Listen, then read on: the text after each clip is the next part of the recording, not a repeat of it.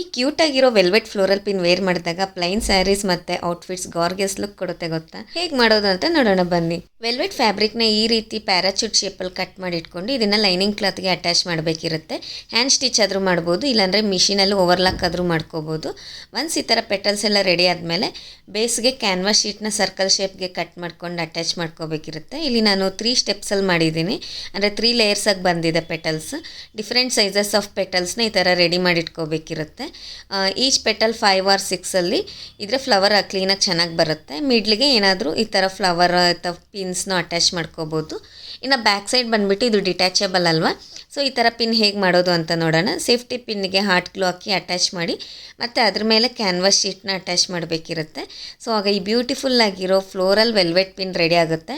Dresses, ಸ್ಯಾರೀಸ್ಗೆ ಮಲ್ಟಿಪರ್ಪಸ್ಸಾಗಿ use ಮಾಡ್ಕೋಬೋದು. ಈ ಥರ ಫ್ಲೋರಲ್ ಪಿನ್ಸು ಪ್ಲೈನ್ ಸ್ಯಾರೀಸ್ ಅಥವಾ ಡ್ರೆಸ್ಸಸ್ಗೆ ವೇರ್ ಮಾಡಿದಾಗ ತುಂಬ ಚೆನ್ನಾಗಿ ಕಾಣುತ್ತೆ, ಯುನೀಕ್ ಆಗೂ ಕಾಣ್ತೀವಿ ನಾವು. ಸೊ ಈ ಥರ ಇನ್ನಷ್ಟು ಕ್ರಿಯೇಟಿವ್ ವೀಡಿಯೋಸ್ ಬೇಕು ಅಂದರೆ ಈ ಪೇಜ್ನ ಫಾಲೋ ಮಾಡಿ. Thank you.